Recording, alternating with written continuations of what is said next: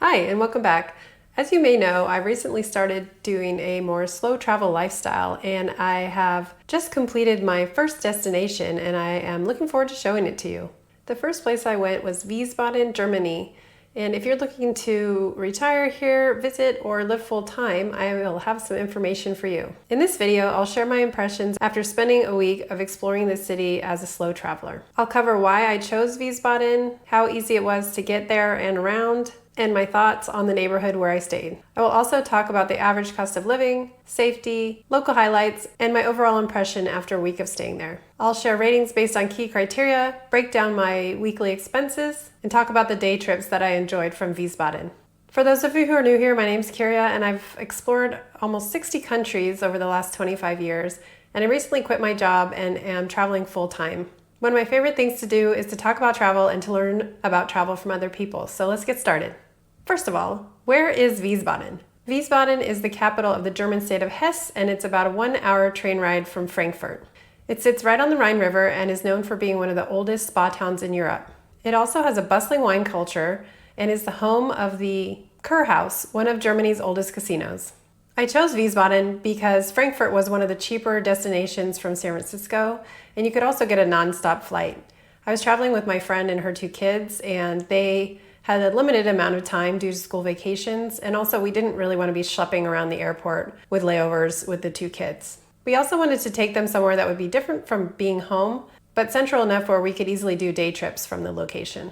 Getting here was easy. As I said, we took a direct flight from San Francisco, and then from the airport, it's very easy to take the train to Wiesbaden. It was about a 40-minute ride, and if you're going to Frankfurt instead, it's about a 20-minute ride from the airport. The tickets cost about $10 if you buy them in advance and $20 if you buy them at the station. You can also take a rideshare app like Uber or Bolt. We used Uber, and it was about $50 for us to get into town. To get into Germany with a US passport, you don't need to do anything in advance at the moment. However, they are starting to talk about doing a ETIAS, which would be a pre-filled visa application that you have to do before your trip. This has been delayed a few times though, so it's supposed to happen in the middle of 2025, but we'll see. If you're not flying, you can also get to Frankfurt or Wiesbaden very easily by train. The German train system is called the DB or the Deutsche Bahn, and you have the option for a couple of different tickets. You can get a flexi price ticket, which essentially lets you travel on any train on the day that you choose, or you can get a spar price ticket, which is a little more restrictive but a lot cheaper. And that one you would actually have to go on the transfers and trains that you put into the system right at the beginning. My one tip for the Deutsche Bahn is to buy the ticket in advance. If you buy more than 30 days in advance, you will often get half the price or maybe even a third of the price than you would if you bought it on the platform.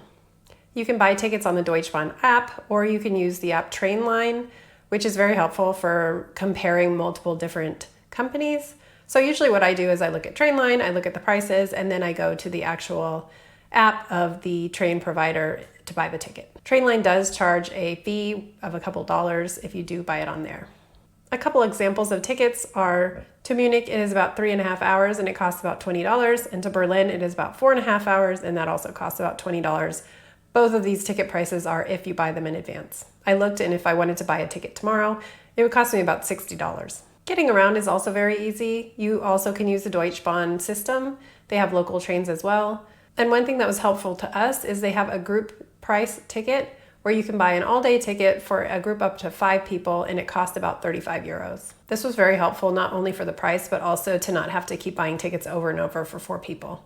A quick tip about buying tickets at the station: there are 2 different ticket buying machines. One is a Deutsche Bahn machine, and that one's red. The other one is an RMV machine, that one's green. I found that I could use my credit card at the RMV machine, but the Deutsche Bahn machine wanted either a debit or a card with a PIN or cash. For me, I don't have a PIN on my credit cards, or I do, but I just don't remember them. So I ended up having to use my debit card for the first time that I did that, which is unfortunate. However, speaking of paying, it was very easy to use tap to pay with our phones throughout Germany, as well as if they didn't take that, you could easily tap your card. We basically only paid cash for some of the Christmas markets, as well as maybe a couple of tips here and there. And my favorite one of all, the bathroom. So make sure you have a €1 coin, or €1 at least, because that's what most of the bathrooms cost. Or my other tip would be, if you're at a restaurant, definitely use the bathroom before you leave. Even the normal one, like a gas station, which in the US would be our go-to bathroom place, has a charge for the bathroom oftentimes. We rented a 2-bedroom condo about a 1-mile walk from the main train station in the main part of town, and it cost $1,065, which is about $152 a day. As far as the neighborhood that we stayed in, I would basically give it a 9 out of 10. It was very easy to walk around. We had a grocery store within a 5-minute walk. We had bigger grocery stores within a 20-minute walk, and the train station was basically about a 20-minute walk as well. Nothing was very far away. The streets were clean. The sidewalks were good. The cars stopped when you were crossing the street. I mean, all in all, I would say as far as a place to walk around and get around, it was very easy. Wiesbaden also has tons of parks to wander around, and fun fact, Wiesbaden is actually the trailhead for a 320 kilometer or roughly 200 mile walking path called the Rheinstieg, which goes from Wiesbaden to Bonn along the Rhine River. There are several of these walking paths. Some of the other ones don't start in Wiesbaden, but you can actually walk on either side of the Rhine River for many, many, many, many miles. As far as my overall impression in general, there are also frequent buses and a ton of things to see and do while you're walking. We never felt unsafe, and we even walked around a lot in the dark because it's wintertime and it gets dark around 4 o'clock, so we couldn't avoid that. One thing I also like to look up when I go to a city is where I can run. It's nice when there's a path near a river or dedicated running paths or a park nearby, or if I run in the city, at least if there's smaller streets that I can run on so I don't have to just run on a main busy street that has no character. Wiesbaden does check the box here. There are plenty of parks. You can run along the Rhine. And even when you're running around town, the neighborhood that we were staying in had a lot of small little streets with good sidewalks, so you could easily run around there as well. I've also stayed in Frankfurt in the past and have run along the main river there, which is very easy as well. The one thing I would say as a tip is that the dog owners don't always pick up after their dogs, so you do need to do a little bit of hopping from time to time, so just be careful of that. Another thing I like to look for is a place near water. As I said, Wiesbaden sits right on the Rhine, so there is a water feature there.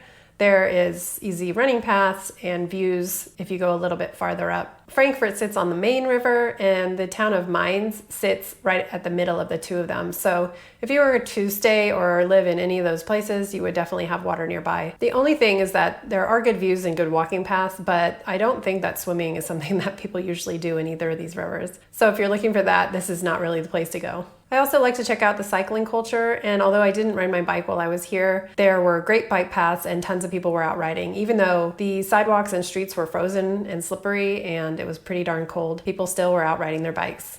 I also noticed when we took the train along the Rhine that there was a dedicated bike path all the way along the Rhine, so I'm assuming you could easily ride all the way from Frankfurt to some of the towns up north like Bonn or Cologne or Koblenz. If you do have accessibility issues, the cobblestones might be a little bit of a problem, but I did notice that a lot of the streets have cobblestones in the middle and then there's a smoother area on each side. Some of the smaller towns that we went to, though, don't really have a lot of smooth areas, so that would be something to take into consideration. I'm now going to talk about some of the typical concerns, the first one being safety. So, like I said, we didn't feel unsafe at all. We walked around in the dark, whether it was in the morning or in the evening. We walked around with 2 kids.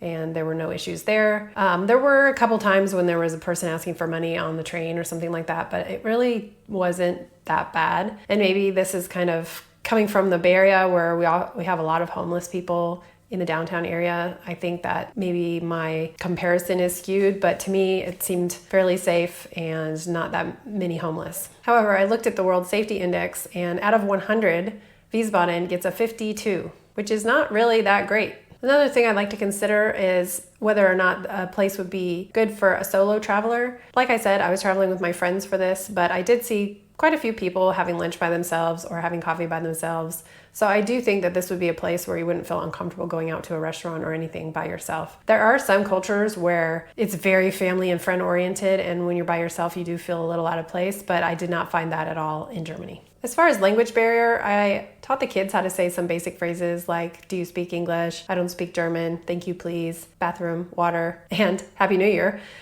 So we didn't really have any trouble getting around. Also, I showed them how to use the Google Translate app, but we didn't even need it because most people speak English. And even the ones that say, when you ask them, sprechen Sie Deutsch? They say, oh, a little bit. They still speak a lot more English than I speak German, so it wasn't really an issue. There was only one restaurant that we went to where the lady didn't really speak English, but we just pointed at the menu and it was perfectly fine. So no issues whatsoever. However, just one side note, I do find that it's very important to at least learn a few basic phrases.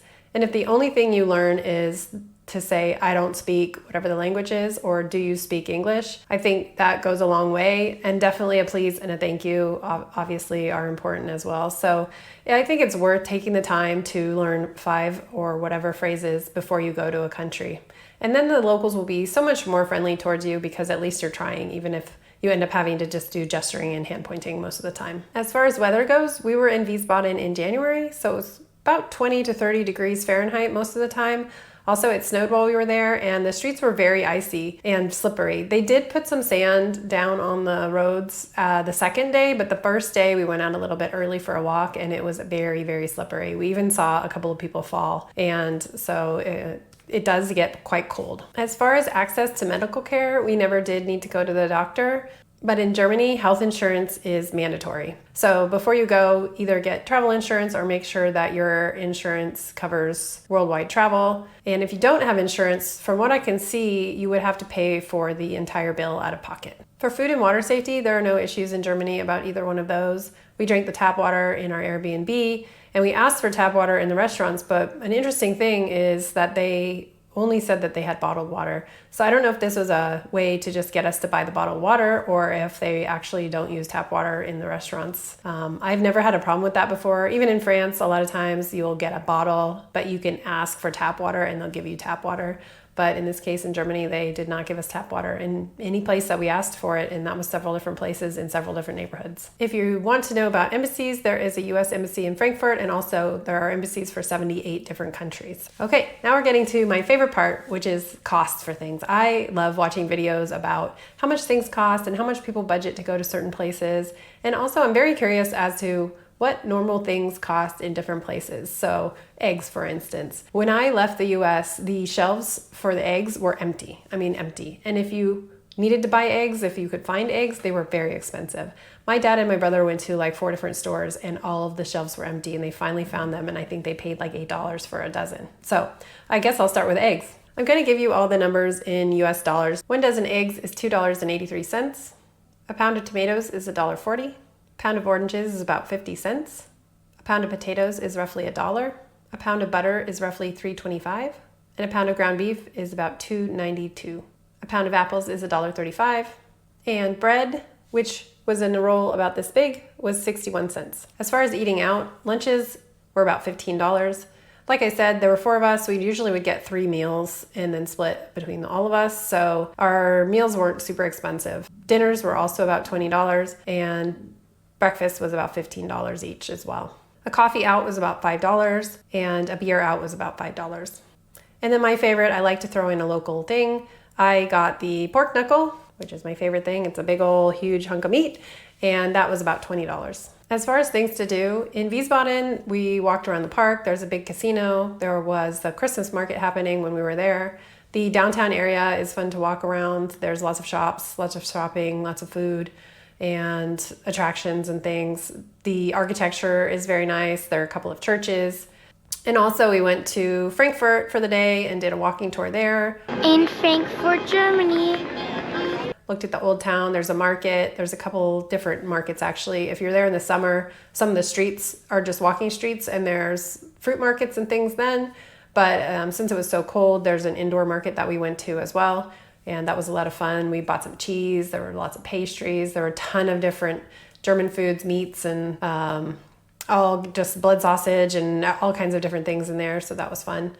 We also went to the town of Mainz, which is right next to the 2 towns, Wiesbaden and Frankfurt. So very easy to get to. It actually was a stop along our way home. So we just got off and walked around there. Again, there was a little bit of a Christmas market hangover. Even though we were there after Christmas, there were still some areas that had the vendors and everything still set up. So we walked around that. Very cute little old town. It was very cold. So we actually ended up going inside and getting cocoa a lot and not really walking outside as much as we thought we were going to. So take that with a grain of salt. If you're there in the summertime, obviously you'll be able to walk around a lot and it will be not a problem. We also did day trips to the towns of Würzburg, Heidelberg, and Rothenburg. I would say all of them are worth going to, but if you're going to just go to one of them, Rothenburg is definitely my favorite. It's a tiny, tiny little walled city, and it has the walls that you can walk on, and it shows kind of that they use that as a fortress. Plus, the town is just like it's from a postcard. It's got the half-timbered houses, it's got tiny little streets, and they actually close down to cars from, I think it's 7 p.m. to maybe 8 a.m., something like that. So it's just a really fun little place to go. But just a caveat, we were there in January and it was busy. So I'm assuming that it would be really, really busy in the summertime. So just be ready for crowds or go there super early in the morning or something. Also, the restaurants there, we were just going to walk into one, and even though it was January, they only take reservations. They were packed. So plan ahead a little bit if you are going to go there, and you will have a really good time. And then two last things that may be something you wouldn't have thought about, but first of all, my friends really like candy, and so Haribo is made in Germany. So one of their top bucket list things was to go get Haribo in Germany. However, we did a little bit of Googling, and I found a different place called Baron Treff, which I think you can get them in the US, but that's very few and far between. And so these were gummies, a lot of different candies, but mostly gummies, and they were superior to Haribo. So I'm sorry, Haribo, you've been beat out. But you can't get these in the US. So if you go to Germany and you like gummies, go to Baron Treff. The other thing I would say is the Rhine River was one of the things that my friend wanted to do. Her parents did a Rhine River cruise, and so she was very interested in seeing all the castles and things like that along the sides of the Rhine. So what we did was we took a train from Wiesbaden to Koblenz, and the train goes right along the river. So for about 20 euros a piece, we got a round trip ticket all the way. So we went up the north side of the river and down the south side of the river. And on both sides, we had views of all the castles and the river and everything on the other side. So that was a really cool thing, and it didn't cost very much. Plus in Koblenz, that's where I got my pork knuckle. So I would say for the $20 for the pork knuckle and the $20 for the ride, a $40 day full of fun is completely worth it. If you do ride the train, if you're going if you're going on the north side of the river, you'll want to be on the left-hand side because that's where the river will be. And then if you're going to be on the south side of the river, if you're heading to Koblenz, you want to be on the right-hand side of the train because that's where the river will be. And then on the way back, you would want to be on the opposite. Our train right there, they're not assigned seats, so you just get a seat wherever you can. So I would say try to get on the platform as soon as you can. And if you're not familiar with the train system, they will have a big screen, and sometimes the train platform doesn't get announced until a few minutes before the train leaves. So just keep your eye on the screen, and then once you see the platform, get your butt over there so you can get on before anyone else. So now the fun part. How much did it cost? Well, I'm going to give you the cost for all four of us because we compiled it all together, and then I will tell you how much my actual portion costs. So these are all for 4 people. So the first thing is accommodation, that's Airbnb for 7 days, plus the one night we spent in Rothenburg, and that was $1,208. For dining out, we spent $544, and that was basically 2 times out for coffee, 4 times out for lunch, 2 times out for breakfast, 2 times out for dinner, and 2 different snacks, which was mostly pastries. For entertainment, we spent $76. That included 1 castle, 1 residence, and 1 walking tour. For groceries, we spent $45. We basically just got basics like eggs and potatoes and cheese. So that was very minimal cost, and we just got bread and made bread and cheese sandwiches a lot.